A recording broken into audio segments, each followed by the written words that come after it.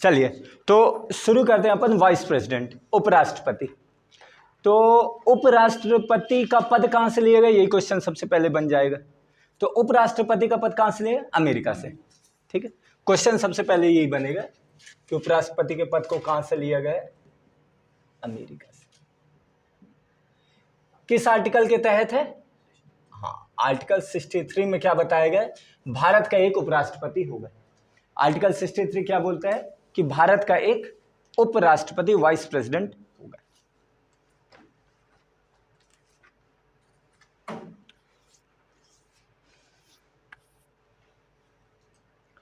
अब इसके बाद निर्वाचन, ठीक है, कि उपराष्ट्रपति को इलेक्टेड कैसे किया जाएगा, निर्वाचन।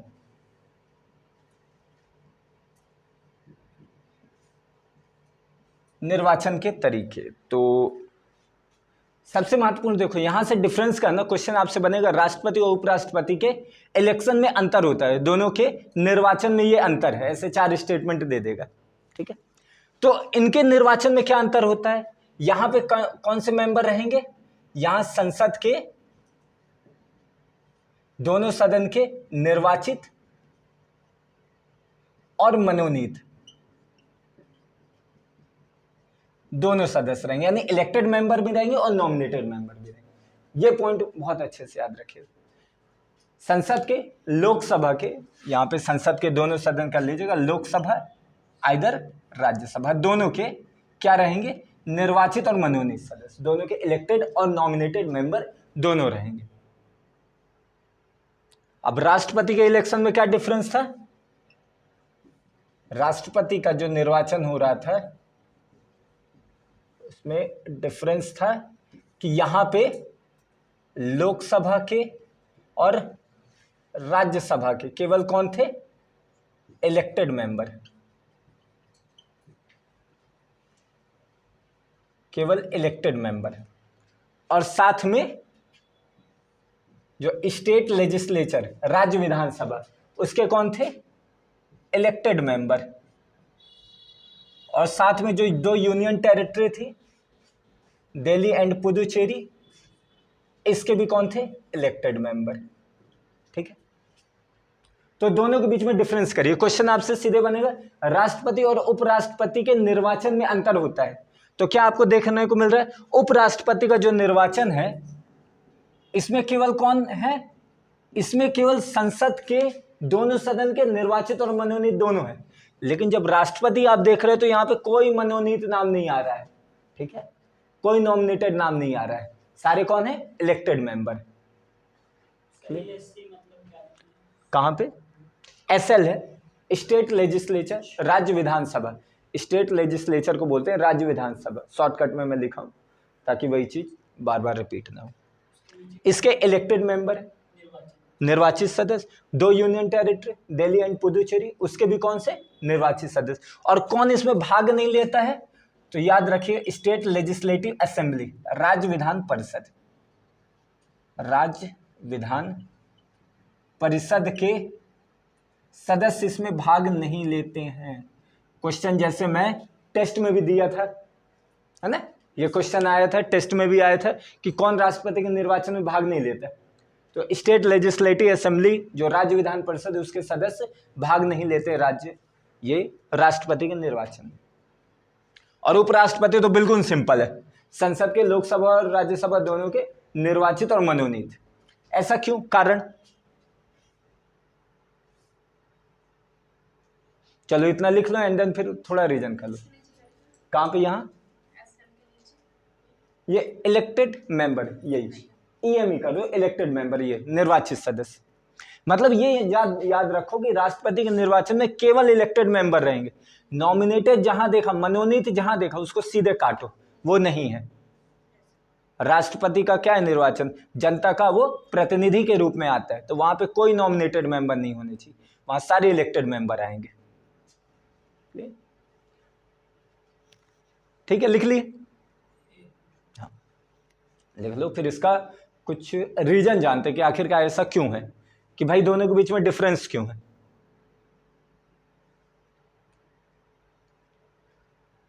क्वेश्चन ऐसे ही डायरेक्ट पूछता है, ऐसा कंपैरिजन करके पूछ देता है। आप अलग अलग पढ़े उसको अगर एक साथ देख करके आप तुलना करके नहीं पढ़ोगे, कंपैरिजन नहीं करोगे तो फंस जाओगे। आपने वहां पढ़ा अलग यहाँ पढ़ा अलग लेकिन कंपैरिजन नहीं कर पाए तो तुरंत फंसोगे, ऐसे क्वेश्चन नहीं कर पाओगे।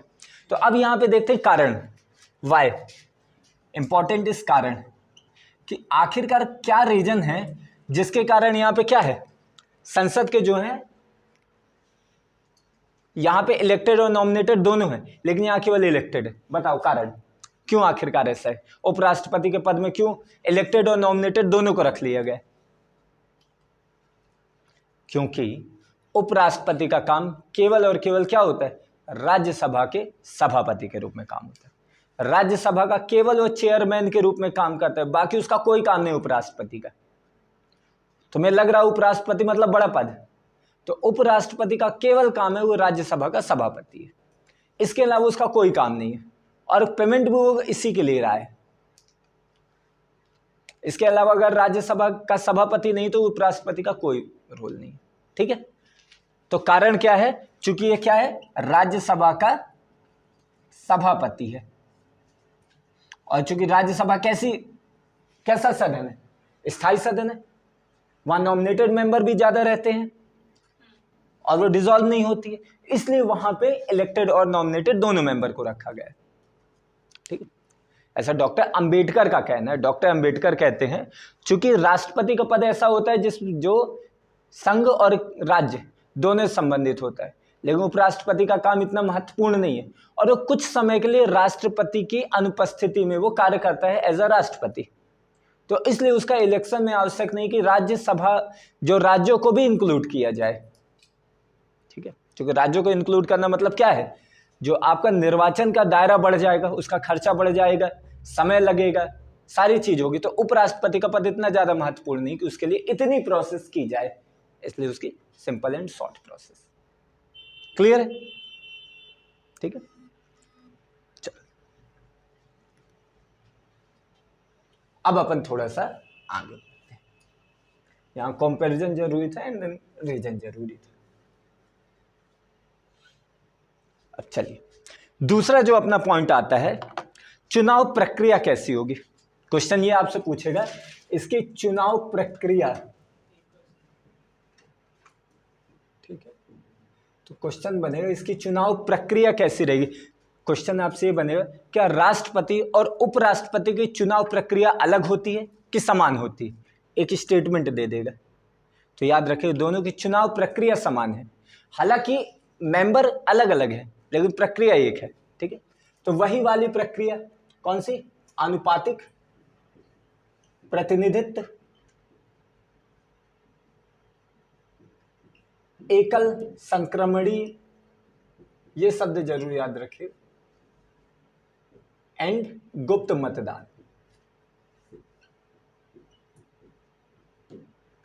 तीनों के द्वारा। ठीक है, आनुपातिक प्रतिनिधित्व, एकल संक्रमणी एंड गुप्त मतदान, तीन चीजों के आधार पर क्या है। अब आप लोगों को ये तो मालूम है ना क्या है ये। ठीक है, आनुपातिक प्रतिनिधित्व मतलब कि वही जैसे मैंने बताया था प्रेसिडेंट के टाइम पे क्या होगा, ऐसे अलग अलग लोग, भाई देखो किसी पार्टी ने किसी को एज अ उपराष्ट्रपति चुना, किसी ने किसी को चुना, तो ऐसे करके 4 A B C D ऐसे करके 4 अगर मान लो नॉमिनेटेड मेंबर है जिनको क्या किया गया है, एज अ मेंबर खड़ा किया कि भाई वाइस प्रेसिडेंट के लिस्ट में ये लोग खड़े। तो अगर तुम वोट दे रहे हो तो तुम ऐसा कर सकते हो कि तुम उसमें क्या करोगे, अपनी प्राथमिकता निर्धारित करोगे कि जैसे मैं आप 4 में से खड़ा कर दूं, अब 5-6 लोग तो हैं, अब 4 को खड़ा कर दूंगा तो वोट कौन देगा है ना, केवल एक देगा। मान लो ऐसा बोल दें कि 20-25 लोग हैं और 4 लोगों को खड़ा कर दिया, तो किसी ने बोला कि भाई मेरी पहली प्राथमिकता ये है, लेकिन दूसरी प्राथमिकता ये है, तीसरी प्राथमिकता ये है, चौथी प्राथमिकता ये है, ऐसे करके अलग अलग क्या होगा, ऐसे करके फिर लास्ट में देखा जाएगा किसकी लास्ट प्राथमिकता वाला कौन है, जिसको लोग उतना ज्यादा नहीं चाह रहे हैं, उससे कितने वोट मिले उसको हटा दिया जाएगा, उसके वोट को तीनों में ऐसे सम्मिलित कर देंगे। फिर ऐसे ऐसे करके क्या किया जाएगा, लास्ट में किसी एक कैंडिडेट को देखा जाएगा जिसको सबसे ज्यादा प्राथमिकता मिली है। ठीक है, तो मतलब क्या है, अनुपात, जैसे आप अनुपात निकालते हो ना, वैसे ही क्या है, अनुपातिक प्रतिनिधित्व, कि भाई रेशियो में आपको क्या देखना है, रिप्रेजेंटेशन देखना है।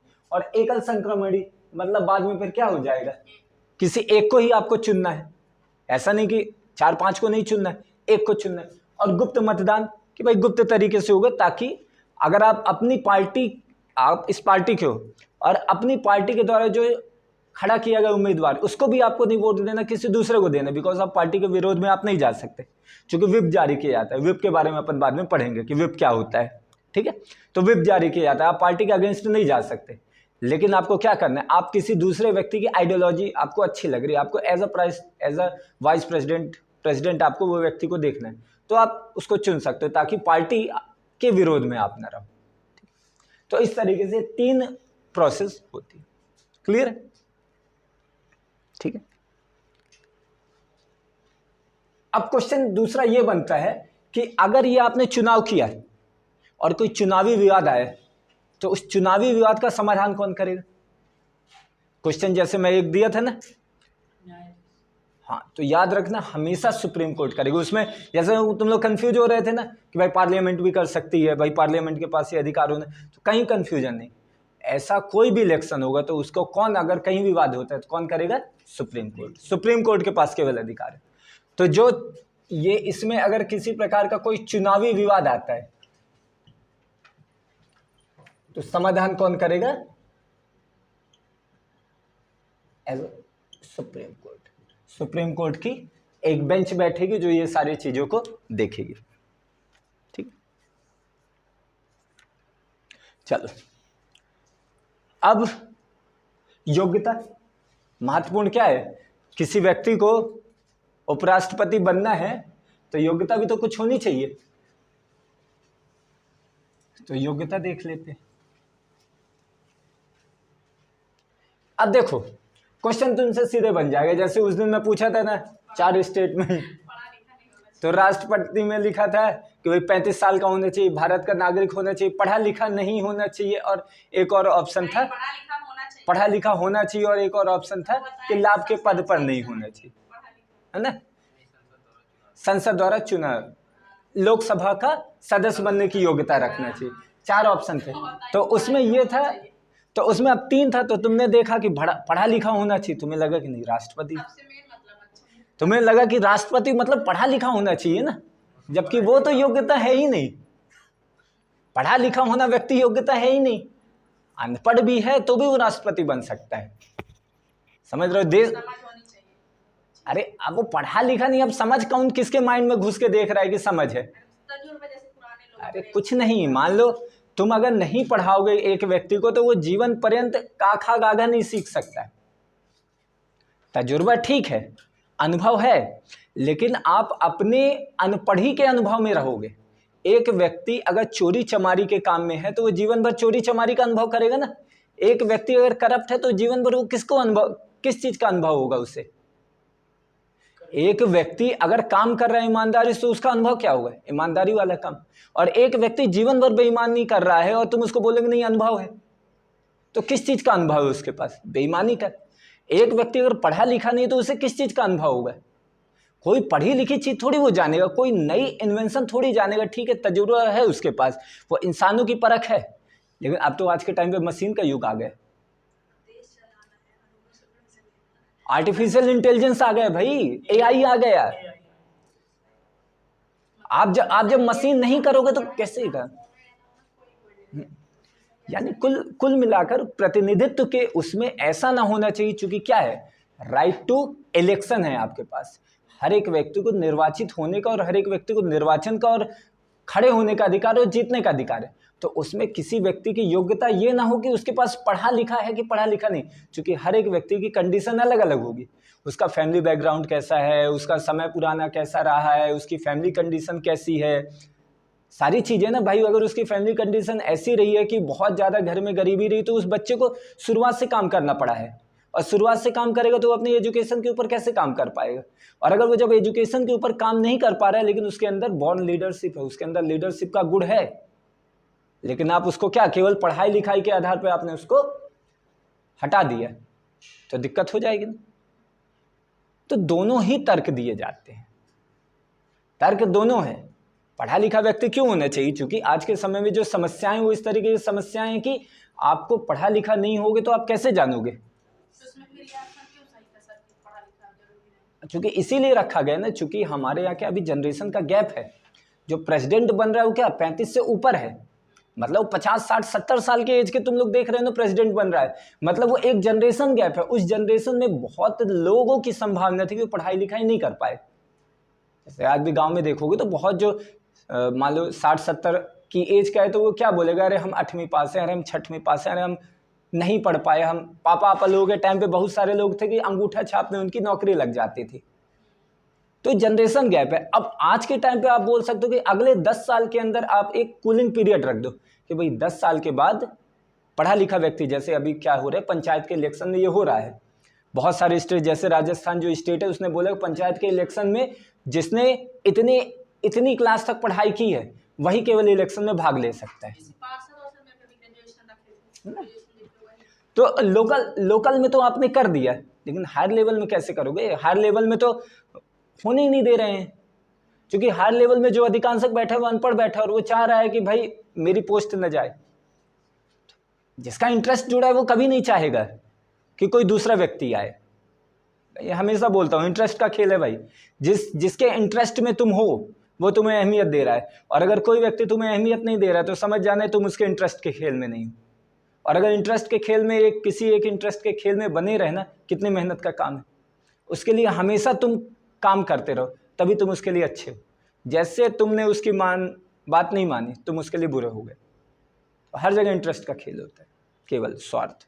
पूरी दुनिया क्या है? स्वार्थी। ठीक है, तो क्लियर है। अब देखो उपराष्ट्रपति की जो योग्यता या किस आधार पे उसका चयन होगा, तो यहां पे भी क्या है, सबसे पहले तो नागरिक होना चाहिए, तो बिल्कुल कंपलसरी है, इसमें तो कोई दिक्कत नहीं है। सेकंड बोल रहा है 35 साल की एज, यहां पे भी राष्ट्रपति के साथ सिमिलर कंडीशन है। थर्ड बोल रहा है इसे राज्यसभा के सदस्य बनने की योग्यता होना चाहिए। देखो यहां पे डिफरेंस दिखा, सीधे तुमसे पूछ देगा राष्ट्रपति और उपराष्ट्रपति के योग्यता में अंतर क्या है। तो राष्ट्रपति क्या है, लोकसभा के सदस्य बनने की उसकी योग्यता होनी चाहिए। राष्ट्रपति उपराष्ट्रपति के लिए राज्यसभा के सदस्य बनने की योग्यता। दोनों के बीच में एक डिफरेंस मिला, यही डिफरेंस इंपॉर्टेंट है। समझ, जहां पे तो तुम्हें थोड़ा इंपॉर्टेंट लगे वहां पे ऐसे स्टार मार्क कर लिया करो, ताकि उस पॉइंट को जब तुम पढ़ो तो थोड़ा सा और ध्यान दो। ठीक। और चौथा जैसा क्या बोला गया था कि लाभ के पद पर नहीं होना चाहिए। ठीक, क्लियर है। और आप सब लोगों को मालूम लाभ का पद कौन कौन सा नहीं होता है। राष्ट्रपति हो गए, उपराष्ट्रपति हो गए, राज्यपाल हो गए, संसद के सदन का मंत्री हो गए, राज्य विधानसभा के सदन का मंत्री हो गए। क्योंकि ये सब किस काम के लिए हैं? ये सब लोग कल्याणकारी काम के लिए हैं। ये लाभ का पद नहीं है, ये तुम लोगों के कल्याण के लिए बैठे हैं। जितने एमपी और एमएलए बैठे हैं वो किस लिए बैठे हैं? जनता की सेवा के लिए। हालांकि किसकी सेवा हो रही है वो कोई नहीं कह सकता है।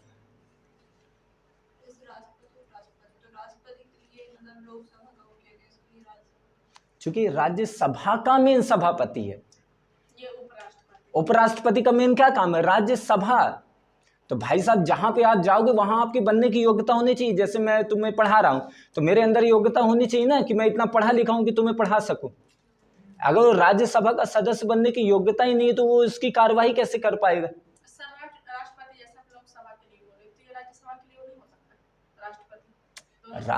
राष्ट्रपति तो सदन में बैठ ही नहीं रहा है। राष्ट्रपति सदन में नहीं बैठ रहा है, लेकिन अगर इलेक्शन हो, बाई चांस अगर इलेक्शन हो, लोकसभा का इलेक्शन होता है, तो अगर इलेक्शन में राष्ट्रपति को खड़ा किया जाए तो उसके अंदर योग्यता होनी चाहिए कि वो इलेक्शन जीत सक रहा है, उसकी इतनी लोकप्रियता होनी चाहिए। क्योंकि इलेक्शन में कौन जीतेगा? जिसकी लोकप्रियता होगी, जो अच्छा काम करा हुआ। लेकिन राज्यसभा का ऐसा काम ही नहीं, चूंकि राज्यसभा क्या है, एक स्थायी सदन है और वो राज्यों का प्रतिनिधित्व कर रही है, राज्यों को रिप्रेजेंट कर रही है, वो जनता का रिप्रेजेंट नहीं कर रही है। और लोकसभा डायरेक्ट जनता का रिप्रेजेंट कर रही है। लोकसभा का इलेक्शन होता है, देखियो ना, लोकसभा के इलेक्शन में आप लोग पार्टिसिपेट करते हो, और राज्यसभा के इलेक्शन में जो राज्य विधानसभा से जो वहां पे जो जीते हुए कैंडिडेट रहते हैं वहां से भेजे जाते हैं राज्यसभा में, ठीक है। दोनों के बीच में डिफरेंस ये रहता है। हालांकि जब अपन लोकसभा राज्यसभा पढ़ेंगे तो और अच्छे से उसको देखेंगे। क्लियर है? तो इसकी ये योग्यता है। और साथ में कुछ कंडीशन भी रखी गई, जैसे राष्ट्रपति में 50 थे, यहां पे क्या है, यहां पे बोला गया है कि 20 प्रस्तावक होने चाहिए और कितने होना चाहिए, 20 अनुमोदक, और 15,000 रुपए की राशि क्या होनी चाहिए, जमानत राशि, जो कहां पे आप जमा करोगे, आरबीआई। हाँ, उसमें 25 था, नहीं उसमें 25,000 था और 50-50 थे। 50 प्रस्तावक 50 अनुमोदक होना चाहिए। इसमें बोला गया 20 प्रस्तावक होना चाहिए और 20 अनुमोदक, यानी उपराष्ट्रपति के पद के लिए 20 लोग राज्यसभा के बोले, ठीक है। 20 प्रस्तावक 20 अनुमोदक, 50,000 रुपए की राशि जमानत के रूप में, हाँ, आरबीआई के पास। यहां पे भी यही बोला गया 1/6 वोट अगर हासिल हो जाते हैं तो ठीक है, और अगर नहीं होते तो आपका क्या हो जाएगा, पैसा जब्त हो जाएगा। क्लियर? ठीक है। चलो अब इसके बाद शपथ देख लेते हैं कि भाई कौन दिलाता है शपथ। क्वेश्चन ऐसे बन जाते हैं।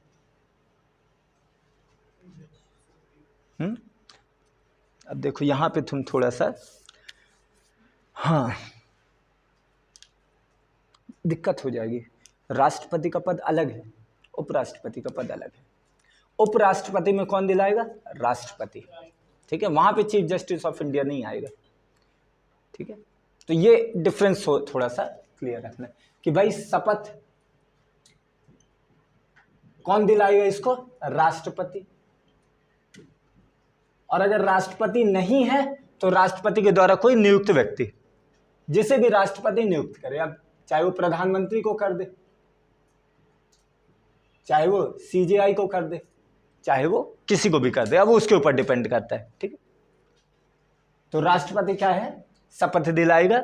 नहीं तो अगर राष्ट्रपति अनुपस्थित है तो राष्ट्रपति के द्वारा नियुक्त व्यक्ति क्या है, उपराष्ट्रपति को शपथ दिलाएगा। तो ये पॉइंट थोड़ा सा क्लियर है। और शपथ में क्या लेगा क्या लेगा, बोला संविधान के प्रति श्रद्धा और निष्ठा, श्रद्धा और निष्ठा। एंड सेकंड बोल रहा है अपने कर्तव्यों का अच्छे से पालन। दो चीजों के बारे में बोल रहा है, ठीक है। कभी कभार क्वेश्चन पूछ देता है कि ये भी है कि भारत की जनता के लिए ये करेगा, तो वहां से मैं भारत की जनता से इसका कोई मतलब नहीं है, ठीक है।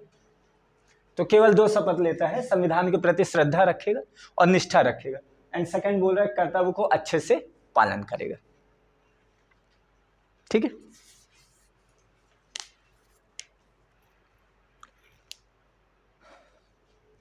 और इसका कार्यकाल कितना रहेगा, टेन्योर। क्वेश्चन 5 वर्ष पद ग्रहण की तिथि से, ठीक है।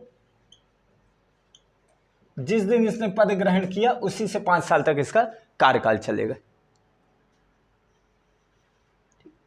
क्वेश्चन ये पूछ देता है कि कार्यकाल तो 5 वर्ष है, लेकिन कब से, बोलेगा इसके शपथ दिलाने से, इसके नियुक्त करने से, या कि इसके पद ग्रहण करने से। ऐसे 4 ऑप्शन दे देगा। तो याद रखना पद ग्रहण की तिथि से 5 साल तक ये क्या रहेगा, ठीक है। अब राष्ट्रपति के प्रसाद पर्यंत ये नहीं रहेगा। हाँ, वो राष्ट्रपति के लिए नहीं था, वो लोकसभा और राज्य विधानसभा का सदन है, वो उस लिए था जब आपातकाल लगेगा, इमरजेंसी का प्रोविजन होगा। तो चूंकि लोकसभा क्या है, अभी चुनाव हो नहीं सकते, तो जब चुनाव नहीं हो सकते तो क्या होगा, उसके कार्यकाल को बढ़ा दिया जाएगा, 1-1 साल बढ़ाया जा सकता है। हाँ, जब खत्म, जैसे आपातकाल खत्म हुआ वैसे उसका खत्म, 6 महीने के बाद उसका फिर और नहीं लग सकता, ठीक, क्लियर। अब इसका हटाने का प्रावधान यहां से जो है तुम्हारे के राष्ट्रपति के प्रसाद पर्यंत, उसको देख लो।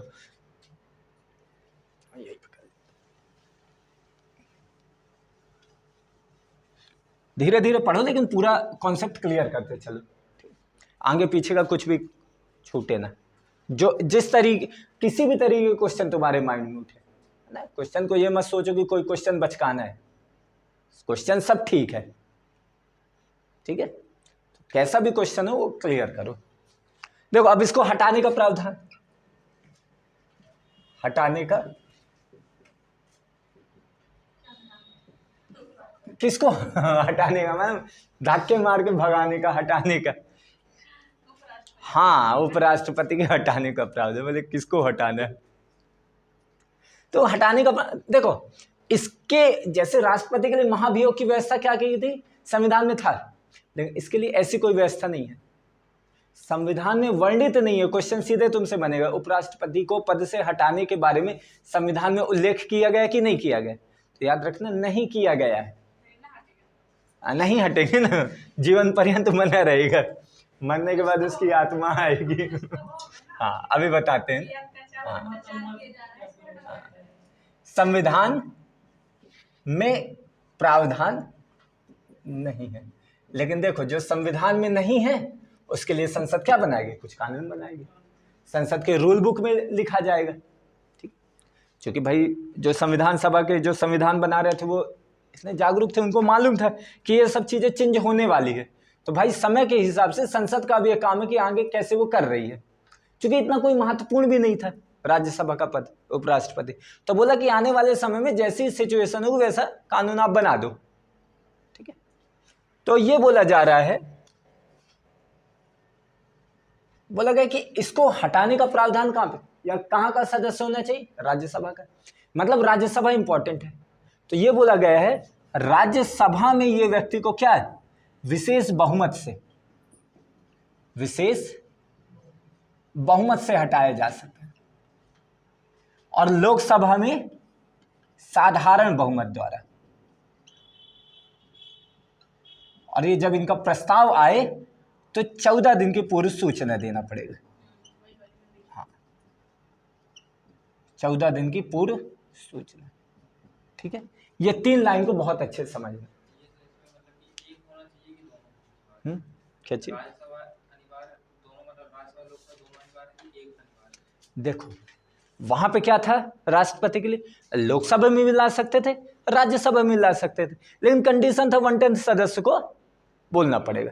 इसमें क्या बोल रहा है, उपराष्ट्रपति किसका मुख्य है, राज्यसभा का, राज्यसभा का सभापति राज्यसभा के सदस्य बनने की योग्यता रखता है, मतलब राज्यसभा महत्वपूर्ण है। तो कोई भी प्रस्ताव केवल और केवल राज्यसभा में लाया जाएगा। उपराष्ट्रपति को हटा, ये क्वेश्चन भी आ जाएगा, उपराष्ट्रपति को हटाने का जो प्रस्ताव है वो लोकसभा में लाया जा सकता है, तो ये स्टेटमेंट गलत हो जाएगा, केवल और केवल राज्यसभा में लाया जाएगा, ठीक है। राज्यसभा तो स्थायी सदन है, वो तो जीवन पर रहेगी, लोकसभा की भी सहमति अनिवार्य है, लेकिन साधारण बहुमत, साधारण बहुमत, उसमें विशेष बहुमत, उसमें 2/3 मेजॉरिटी चाहिए।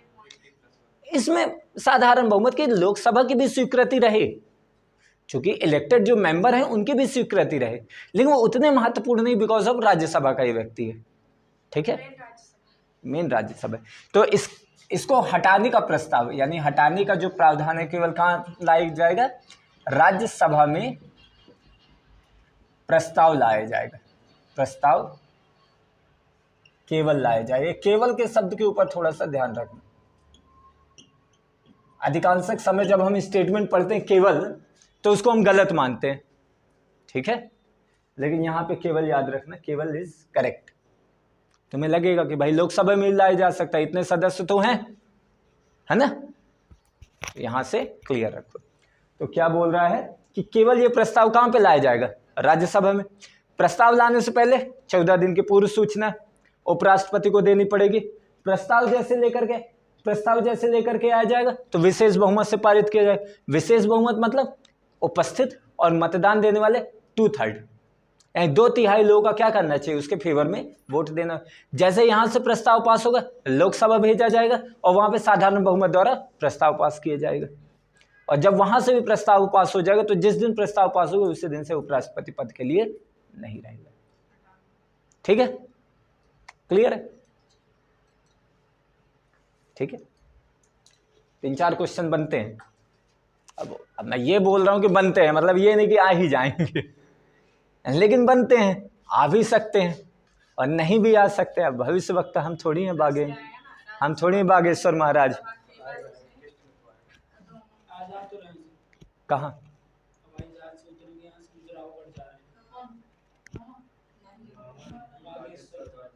हो गया? ठीक है, तो उमरिया वासियों को भी मौका दिया जाए ना। जाते जा रहे हैं लोग। हाँ ठीक है, जाने दो। हाँ ठीक है ना, ठीक है भाई। देखो विश्वास से बढ़ के, जानते हो एक चीज मैं तुम लोगों को बताऊं, विश्वास से बढ़ के इस दुनिया में कोई दूसरी चीज नहीं है। कभी एक चीज नोटिस करे हो, तुम्हें बहुत तेज फीवर है और किसी डॉक्टर के यहाँ जाते हो, हॉस्पिटल में जाते हुए अधिकांश लोग कुछ हद तक ठीक हो जाते हैं। कभी एक चीज नोटिस करे, चूंकि हम हॉस्पिटल आ गए, डॉक्टर हमें देखेगा ठीक, बस बस। क्या एक विश्वास बहुत बड़ी चीज है। अगर आप किसी भी व्यक्ति के ऊपर विश्वास कर रहे हो बहुत ज्यादा तगड़ा, कि अगर उसने मेरे बोल दिया मतलब मेरे सारे सही हो जाएंगे, तो ऑलरेडी देखो जो हमारी समस्याएं हैं, समस्याएं हमारी साइकोलॉजी है। बाहरी समस्याएं तो हैं ही जो हैं, लेकिन उन बाहरी समस्याओं को तुम किस तरीके से भीतरी रूप में देख रहे हो, वो मेन समस्या है। एक समस्या होगी ही नहीं अगर तुम उसे समस्या नहीं मानोगे, और एक समस्या नहीं है समस्या लेकिन तुम उसे मान रहे हो समस्या, तो वो जीवन भर रहेगी। अब बैठ करके कोई सोच रहा है और वो सोचे जा रहे हो तो उसके लिए वो समस्या है, और तुम्हारे मैटर ही नहीं करता है। चलो आज पैसा नहीं होगा कल आएगा, तो पैसा समस्या हुआ, आज रोजगार नहीं, चलो कल मिल जाएगा, नहीं समस्या। और आज ही वो बैठा कि आज नहीं मिला और बिल्कुल सोच अब क्या होगा यार, कैसे जीवन चलेगा यार, अब क्या होगा, भविष्य कैसे चलेगा, शादी कैसी होगी, लड़के बच्चों को कैसे पालेंगे, सब शॉर्ट है समस्या। तो बैठे बैठे क्या है, 100 समस्या निकल गई ना। वैसे शादी ब्याह की टेंशन नहीं, उसका सेटिंग है दीपू भैया से।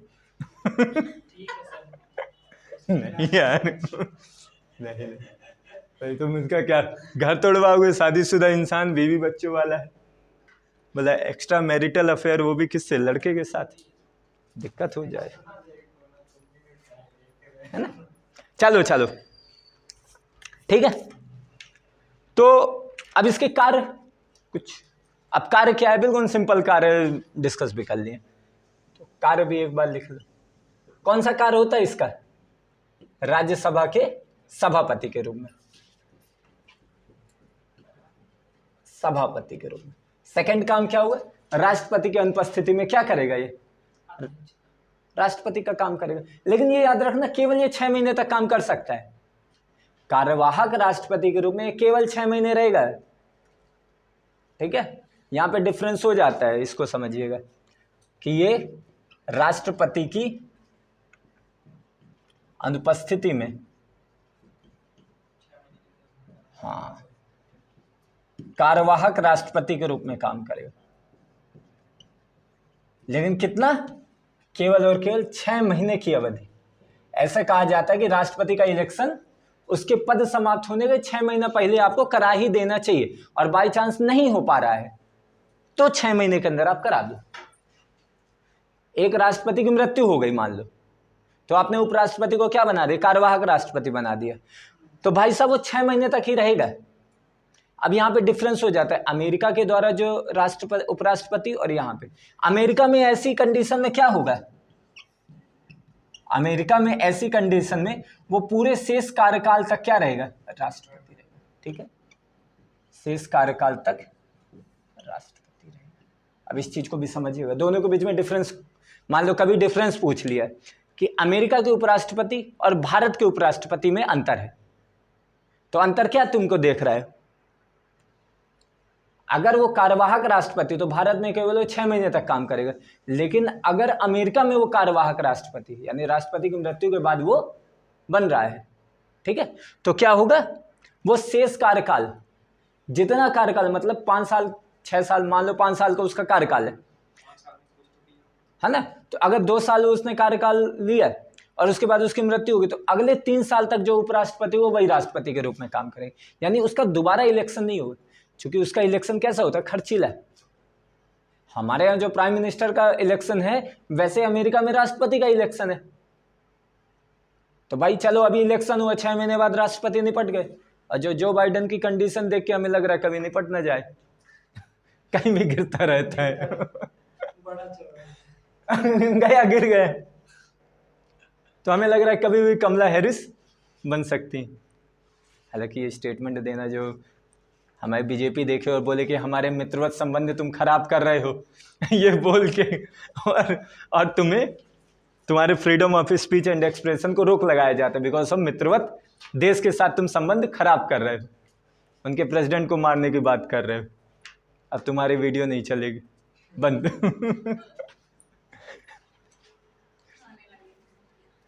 किनके फोन आने लग जाए, अरे इसी बहाने वायरल हो जाएंगे, आ जाए फोन, हाँ आ जाए, हमें भी उठा करके आए, हमें भी उठा करके ले जाए जेल में, कोई दिक्कत नहीं, जेल के बाद आएंगे तो इलेक्शन तो लड़के रहेंगे।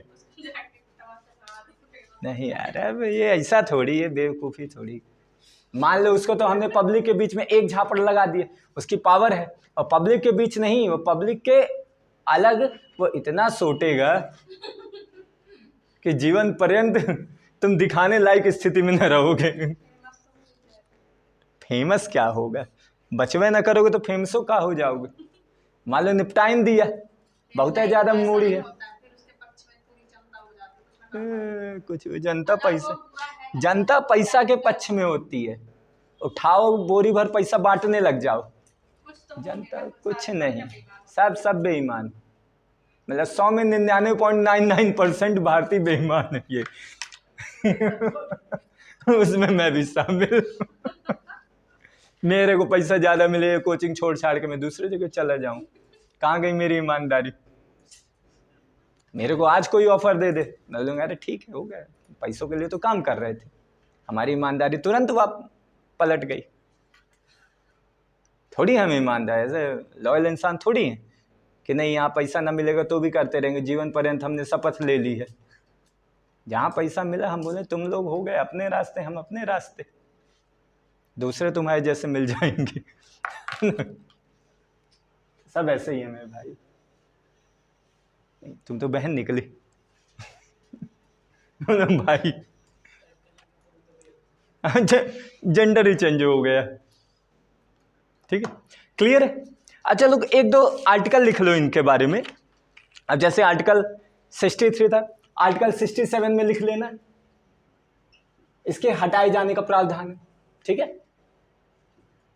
पहले मैं आर्टिकल इसलिए नहीं लिखा है कि एक बार तुम समझ जाओ, आर्टिकल 67 हटाने के प्रावधान के बारे में बोलता है, और आर्टिकल 65 राष्ट्रपति के कार्य, उपराष्ट्रपति के, राष्ट्रपति निकलता है ज्यादा, उपराष्ट्रपति के, आर्टिकल 63 उपराष्ट्रपति होगा। ये केवल 3 आर्टिकल तुम्हें याद रखने उपराष्ट्रपति संबंधी, ठीक, आर्टिकल 63, 65 और 67, ठीक है, हो गया उपराष्ट्रपति का टॉपिक कंप्लीट। कितने मिनट की बनी? 30 एक और पढ़ लेते हैं, प्राइम मिनिस्टर पढ़ लें। 63 जो एक उपराष्ट्रपति होगा, भारत का एक उपराष्ट्रपति होगा। चलो प्राइम मिनिस्टर पढ़ते हैं।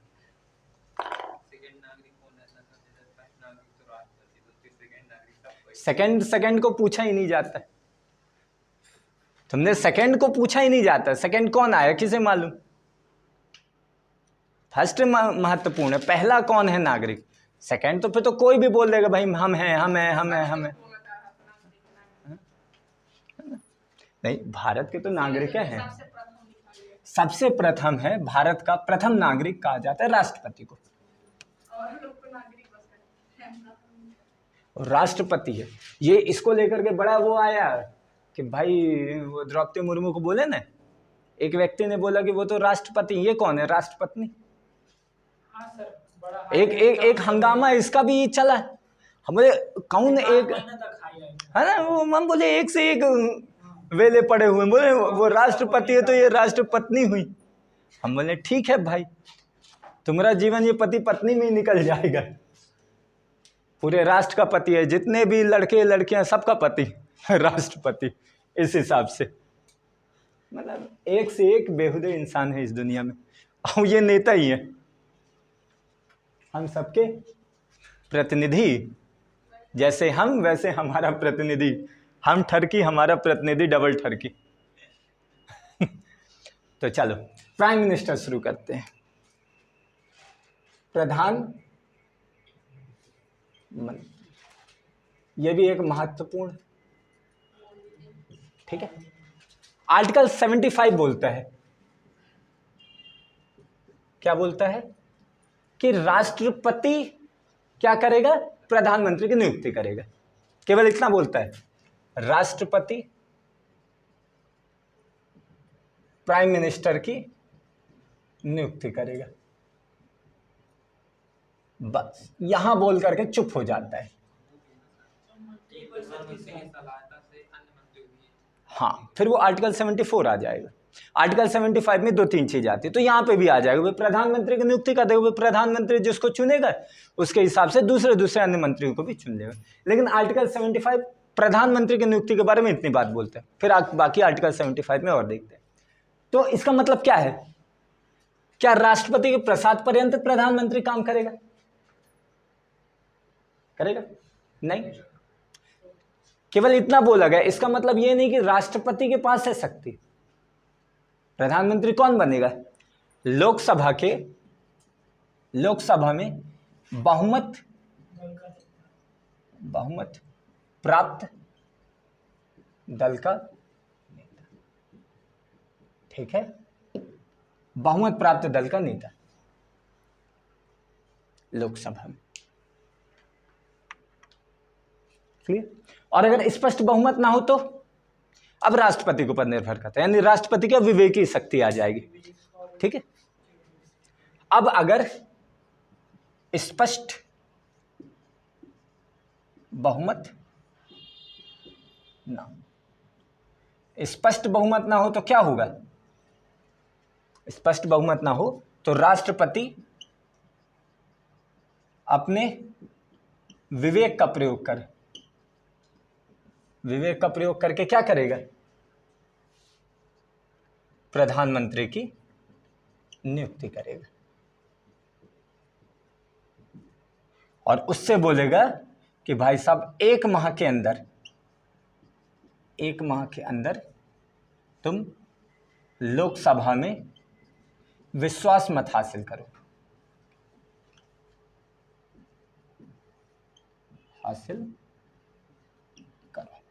क्लियर है? ठीक है, इस लाइन को क्लियर है कि समझाऊं मैं? चलो एक बार समझ जाओ। मैं बोल रहा हूं कि लोकसभा में जो बहुमत प्राप्त दल का नेता है वो बनेगा। अगर स्पष्ट बहुमत नहीं है तो राष्ट्रपति क्या करेगा? अब राष्ट्रपति के ऊपर डिपेंड कर रहा है, अब उसकी विवेक की शक्ति है। स्पष्ट बहुमत यानी एक व्यक्ति को बहुमत पूरी तरीके से क्लियर नहीं है, किसी को कुछ सीट मिल गई, किसी को कुछ सीट मिल गई, लेकिन एक जो दल है वो ये नहीं बोल रहा है कि मैं हूं, है सब आसपास ही, लेकिन कोई ये भी नहीं बोल रहा कि हम गठबंधन करेंगे। ऐसा भी हो कि 3-4 लोग मिलकर के गठबंधन करने के लिए तैयार हो, तो भी राष्ट्रपति क्लियर है कि चलो भाई गठबंधन की सरकार बना देंगे, लेकिन कोई गठबंधन भी नहीं करना चाहता और क्लियर मेजोरिटी भी किसी को नहीं मिल रही, तो अब राष्ट्रपति के ऊपर डिपेंड करता है। विवेक अपने विवेक के ऊपर है कि ये किसी एक, अब उसके ऊपर डिपेंड है कि वो किसी एक व्यक्ति को चुने। बोले 1 महीने तक तुम एज अ प्राइम मिनिस्टर रह सकते हो, अपनी सरकार बनाओ। 1 महीने के अंदर तुम पूरे के पूरे पार्लियामेंट में, लोकसभा, राज्यसभा, हर जगह घूमो और अपना क्लियर कर लो कि जब विश्वास मत हासिल करने की बात आए तो लोकसभा में तुम्हारे पूरे क्या हो, तुम्हें बहुमत से वोट दें कि नहीं हम इसे एज अ प्राइम मिनिस्टर बनाए रखना चाहते हैं, इसकी सरकार बनाए रखना चाहते हैं लोकसभा में, ठीक है, राज्यसभा में नहीं, क्योंकि वो लोकसभा का मेंबर है, ठीक है, हाँ, प्रधानमंत्री। तो अगर लोकसभा में बहुमत ये ले लेता है 1 महीने के अंदर, जब विश्वास मत होगा, अगर पास हो गए तो ठीक है, और अगर पास नहीं हुआ तो फिर इसे उसी टाइम रिजाइन करना पड़ेगा, और रिजाइन नहीं करता तो राष्ट्रपति से बर्खास्त कर सकता है। क्लियर? और इसी चीज को सुप्रीम कोर्ट ने भी क्या कहा, बोला 1997 में, सुप्रीम कोर्ट का 1997 में एक जस्टिस आए, जो इलेक्शन आए, उसमें यह बोला गया कि भाई कोई भी प्राइम मिनिस्टर है, उसे तुरंत उसकी नियुक्ति के समय उससे विश्वास मत हासिल करने के लिए ना कहा जाए।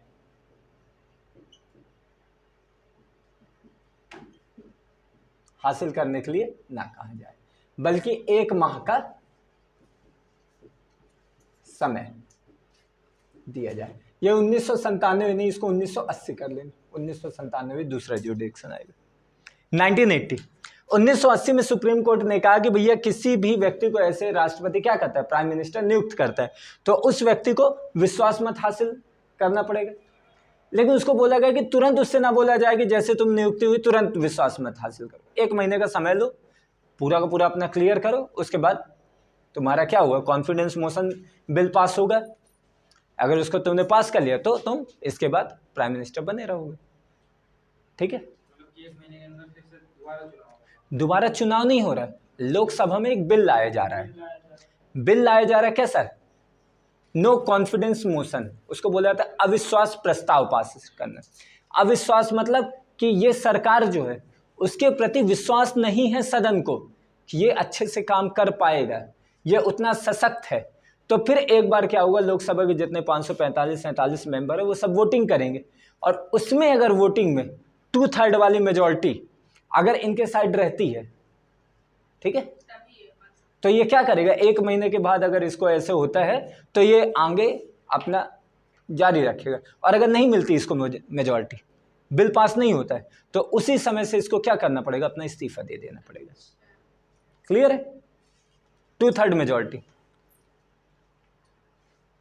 और जैसे तुम बोल रहे थे ना, क्लियर है, यहां तक क्लियर है? यस। जैसे बोल रहे थे चिट जारी किया जाता है, तो चिट कब जारी किया गया था, ये तब जारी की जाता है जब एक पार्टी जो है उसी में 2 धड़े आ जाएं। जैसे एक समय था जब इंदिरा गांधी और मोरारजी देसाई जो थे सबसे बड़े लीडर, कांग्रेस के बड़े लीडरों में से आते थे, और जैसे पंडित जवाहरलाल नेहरू की मृत्यु हुई तो ये बोला गया कि अब दूसरा लीडर कौन बच रहा है, क्योंकि सरदार वल्लभ भाई पटेल भी नहीं, डॉक्टर राजेंद्र प्रसाद क्या है, राष्ट्रपति हैं, तो अब इलेक्शन में कौन भाग लेगा। तो ऐसा बोला गया कि मोरारजी देसाई को कर देते, क्योंकि मोरारजी देसाई बंबई के क्या थे, पहले मुख्यमंत्री भी थे, बन चुके थे, और कांग्रेस में उनका लोहा था, और वो सख्त प्रशासनिक कार्य करने वाले थे, बड़ा रुतबा था उनका। लेकिन मेन उनकी जो कार्य प्रणाली थी वो उससे सब लोगों को दिक्कत होती, चूंकि बहुत सख्त थे। और लास्ट के समय में क्या होता है, लाल बहादुर शास्त्री के ऊपर बहुत ज्यादा नेहरू जी खुद निर्भर होने लग गए थे। लाल बहादुर शास्त्री एक ऐसे व्यक्ति हैं जिन्होंने नेहरू को अपना आइडल माना था। आइडल मतलब कि एक तरीके से उनकी वो पूजा करते थे, क्योंकि नेहरू व्यक्तित्व भी बहुत बड़ा है। हालांकि अभी आज करके छर्रे कटोरी लोग नेहरू के ऊपर सवाल उठाते हैं, उनको मालूम नहीं कि नेहरू कब देश के प्रधानमंत्री बने थे, है ना। 2-4 फोटो वायरल कर देंगे, सिगार पी रहे हैं, 2 लड़की को ऐसे घुमा रहे हैं। अरे वो व्यक्ति ब्रिटेन में पढ़ा है, बैरिस्टर है, पूरी दुनिया घूमा है, संकीर्ण सोच नहीं है उसकी। तुमको लग रहा है कि जो यहाँ से अगर यहाँ हो गए तो मतलब वो महिला क्या हो गई, चरित्रहीन हो गई। अभी मैं कल ही बात कर रहा था, एक वीडियो भी मैं बनाया, एक शॉर्ट्स बनाया है ना, उसमें मैं क्या है कि एक सेक्स स्पोर्ट करके, स्वीडन जो है एक ऐसा देश है जहाँ पे सेक्स चैंपियनशिप ऑर्गेनाइज की जा रही है, और हमारे यहाँ सेक्स वर्ड बोल देना बड़ा मुश्किल है। आप बोल दो भरी सभा में सेक्स, तो बोल देंगे कितना अश्लील लौंडा है ये, बोलेंगे ना अश्लील है ये, सेक्स की बात कर रहा है। और एक देश इतना ज्यादा आगे बढ़ गया कि उसने सेक्स चैंपियनशिप शुरू कर दी, बोला कि ठीक है पब्लिक के बीच करेंगे। वो समाज कहां है और ये समाज कहां है, 2 समाज के बीच अंतर। तो नेहरू उस समाज के व्यक्ति हैं, उनका आधी पूरी पढ़ाई वहां पे हुई है, तो आप उनको ऐसे जज नहीं कर सकते कि वो एक कांधे में रख करके घूम रहे हैं, सिगार पी रहे हैं कि दारू पी रहे हैं, यार वो कल्चर है वहाँ का, यूरोप का कल्चर है। तो एक व्यक्ति के 2-4 फोटो 2-4 पन्ने से उसका पूरा पूरा व्यक्तित्व नहीं होता। तो वही है कि नहीं है पता, बेचारे लोग लगे हुए हैं।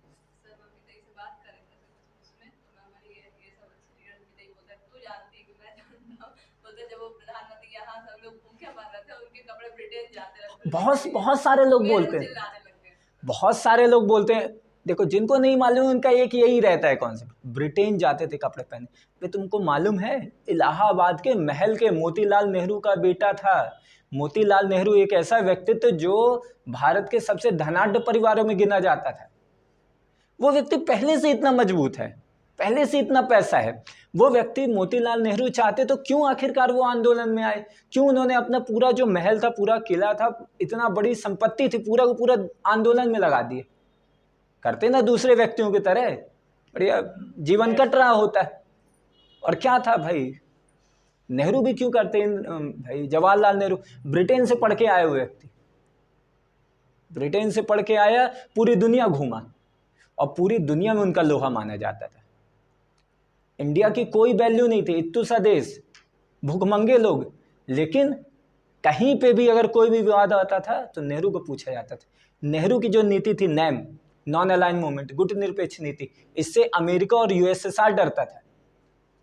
जबकि भारत की कंडीशन क्या थी, खाने को पैसा नहीं था, पहनने को कपड़े नहीं थे, उत्पादन के नाम पे कुछ भी नहीं था, सैनिक क्षमता कुछ नहीं थी, कुछ नहीं था, लेकिन एक लीडर के अंदर क्वालिटी थी, लीडरशिप होती है, तो वो व्यक्ति बड़ा उसका व्यक्तित्व है।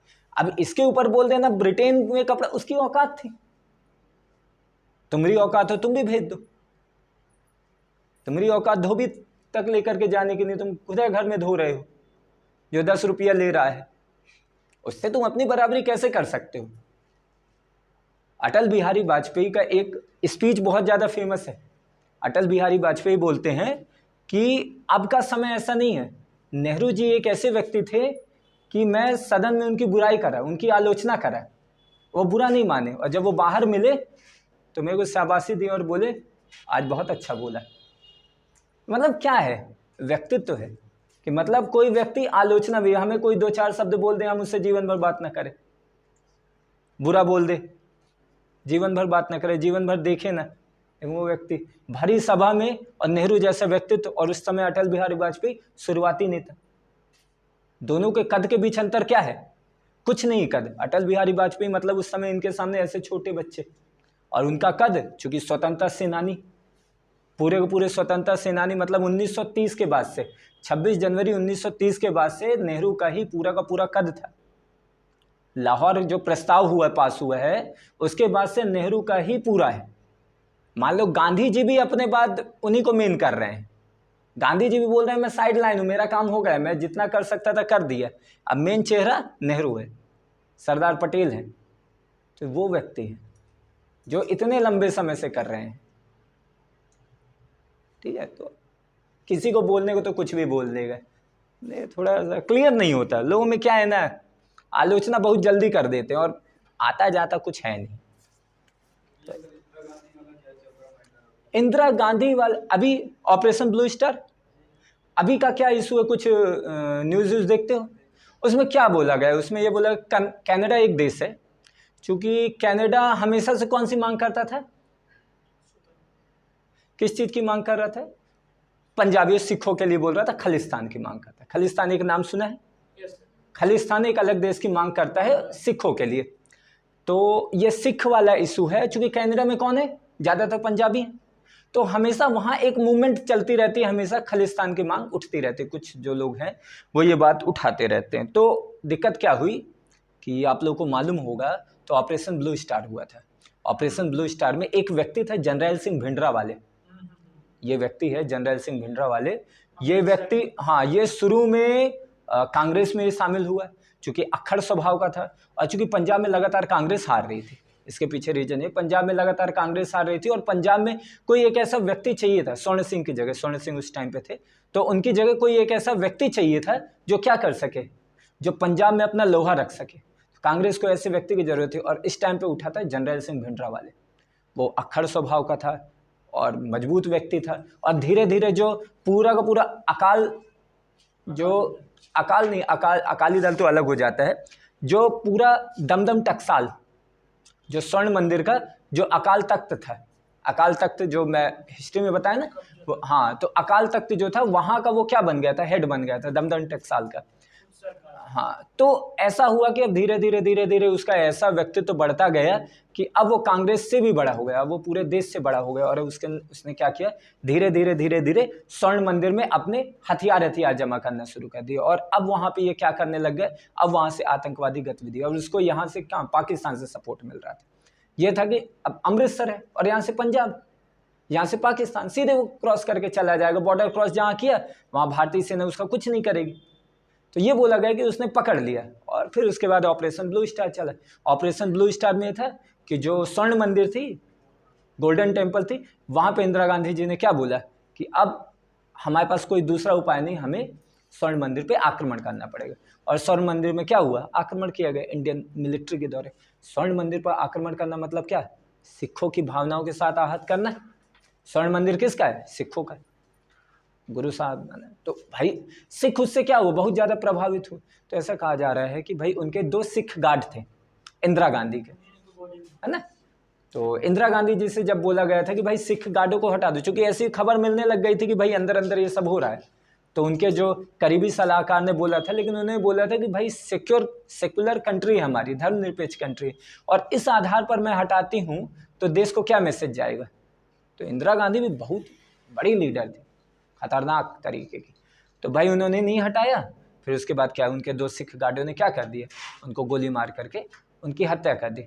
जैसे उनकी हत्या करी गई तो यहाँ से सिख मूवमेंट चालू हो गए, यहाँ से एंटी सिख मैटर शुरू हो गए। दिल्ली में सिखों को ढूंढ ढूंढ के मारना शुरू किया गया। जैसे तुम ये कौन सी एक मूवी आई थी और क्या थी, आमिर खान की,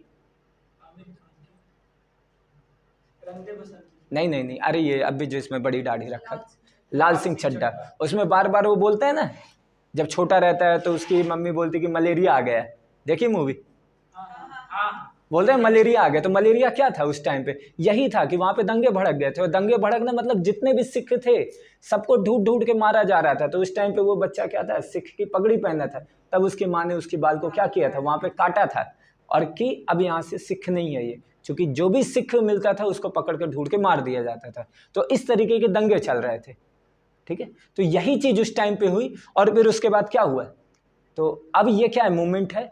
अब इसी चीज को क्या किया गया, अभी 39th एनिवर्सरी मनाई गई इंदिरा गांधी जी के एसेसिनेशन में। तो कनाडा में क्या किया गया, इसको बहुत ज़्यादा ग्लोरीफाई किया गया और फिर से एक बार खालिस्तान की मांग को बढ़ाया गया और जनरल सिंह भिंडरावाले के जयकारे लगे।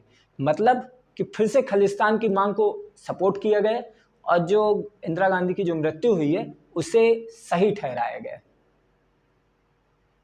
ठीक है। तो ये पूरा का पूरा इशू आ जाता है। घटना इतनी सी है, न्यूज इतनी है, लेकिन उसके पीछे पूरा एक इतिहास है। और अगर आपको इतिहास पता चल गया तो घटना को आप बहुत अच्छे से समझ जाओगे। और इतिहास नहीं पता तो आपको लगे ये क्यों हुआ। इसीलिए करंट न्यूज को पढ़ना है तो स्टैटिक पोर्शन भी स्ट्रांग होना चाहिए। क्लियर। तो ये घटना घटती है। अब इसको अपन अगली बार में करते हैं। कितना हो गया, 1 घंटे हो, हाँ ठीक है, यहाँ पे रुकते हैं, अदरवाइज लंबी हो जाएगी। चलो तो फिर अगली क्लास में इसको कंटिन्यू कर लेते हैं, ठीक है, यहाँ पे।